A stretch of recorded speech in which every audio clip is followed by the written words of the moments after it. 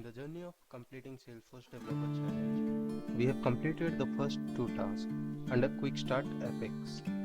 Now, we'll be completing the task number 3, which is invoke and test the code. So, click on it.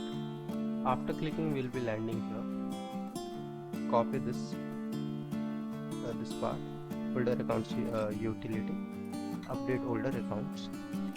So copy it and launch the challenge. After launching, we'll be landing here, and in the top right corner there is a gear icon. So click on it and go to developer console. In the developer console, select file, open, and older accounts utility. Just double click on it, and after that go to debug, open execute anonymous window, and paste what we have copied and execute it. After executing, go to the page from where we have launched and verify the step to our points. So we have completed the task number 3.